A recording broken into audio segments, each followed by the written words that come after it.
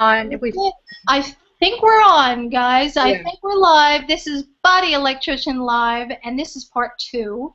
And we've been having some fun here, but we thought we'd continue the conversation about vaccines. And again, hi, we have Cheryl Whitehouse from San Diego. And Hey. hello, Dr. Will Spencer over there from, where are you now? West Virginia, right, Will? I am in my skin. You're in your skin. It doesn't matter where you are. It's just Doesn't matter. I'm on the internet right now. you're here with us. And Lisa, we have on the trusty phone over here. So Lisa, say hi. Hi, everybody. There we I think go. she's in the phone, not on it. She's in the phone. She's coming out of the speaker. So who wants to continue with things? I was kind of picking up where we left off. One thing I have joined a few groups online, and it seems quite clear that most of the people there who are very passionately against vaccination are those whose children have been harmed by vaccine. There's a lot of that's what happens most of the time. People get a vaccine injury and they question everything, and it can be very difficult to persuade or talk to people who assume this is just the way things are done, and there's no problem, because that's the how you feel when you go to a doctor and say, "Oh, this is all normal. This is good." Right. So, yeah, Anybody there's want to comment on that? Lisa, you're still with us, right? Just checking. Well, maybe Lisa vacated for a minute. Oh, I'm sorry. okay. Oh. I had you unmute. I apologize. Oh, no problem. We're still here. Well, I do kind of have a question. Go for it, Chuck. What do you guys think about natural immunity? About allowing your children to get sick and experience childhood diseases as opposed to being fearful of them and vaccinating? I see a little problem in today's world with that theory because, I mean, I'm all about natural immunity or natural anything, but most people don't have what it takes to allow the natural cycles of immunity, of illness, to manifest throughout their body without getting extremely adversely ill. That's a problem. That are eating things, that are being stressed, that are living in the situations that are unhealthy. And there again, that's kind of that's very broad. But for instance, you know, taking your kid over to somewhere, some other place or area where there's children that have chickenpox, so you're exposing your child to that, to me, is only smart in a way. But you got to really get that there's much more in our environment than there used to be for pathogens. Our environment is out of balance. People's bodies are out of balance. I mean, my mom had vaccines. I was born ill to begin with. I had vaccines, and let's see, I only had a few. My mom started really with just a couple of them, but then really shied away from them after I started getting really ill as a child. So I became aware of that, and then I didn't get my kids vaccinated when they were born. And they got colds, they got chickenpox, they got these illnesses, but it was nothing like a lot of people I know that are intentionally exposing their children to these things. Sometimes it can be extremely adverse for the child. If the child doesn't have the sustainability and the support inside the body already when you're exposed intentionally. So it becomes a problem. I mean, we have a problem in this country. It's 100 years of chemical toxicity, malnutrition,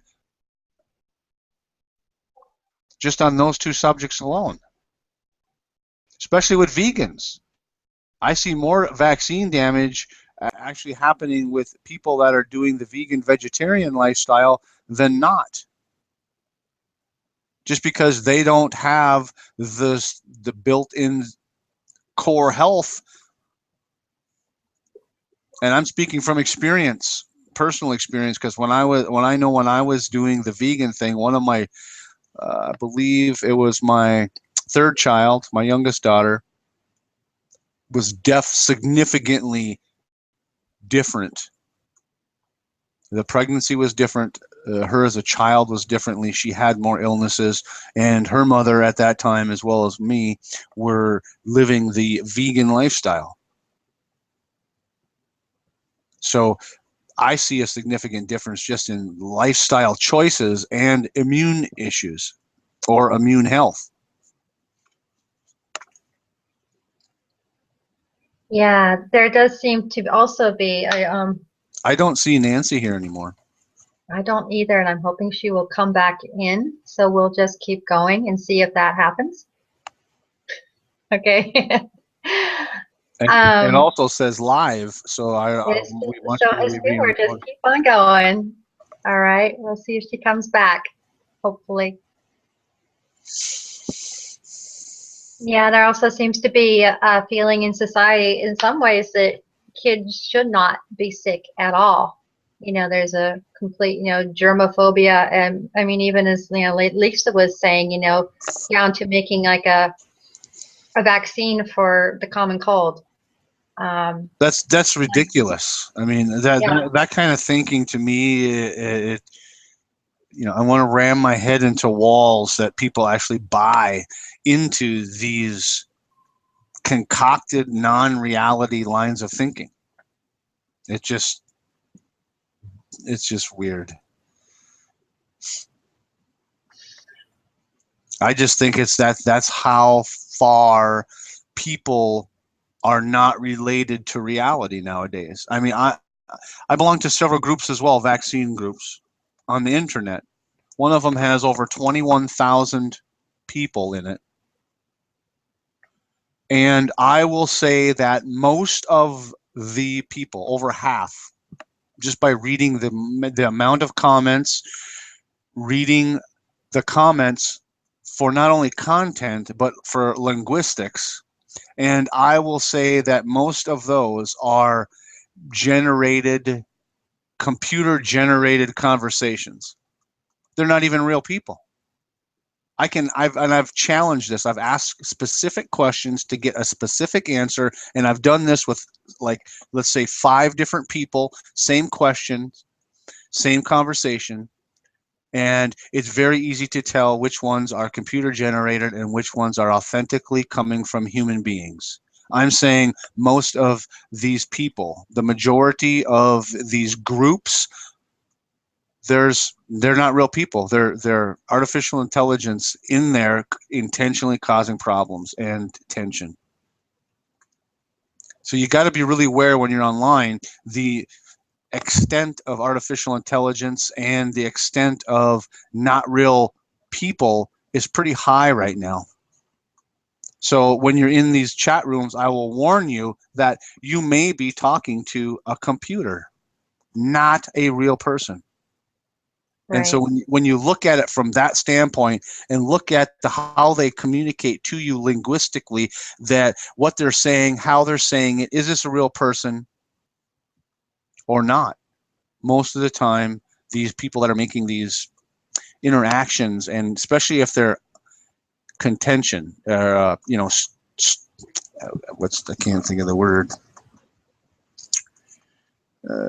When they're saying these weird, they're asking questions, or they're causing tension. Most of the time, it's really not people that's doing it. And so I just want to, reiterate that again. Please make sure you're talking to a real person before you get mad or upset. I don't know. Have you had that experience, Cheryl? I don't converse a lot with them. I've just mostly been doing a lot of reading, a lot of articles, even the scientific articles that little different for my brain. Nancy had a power outage. I just saw that. She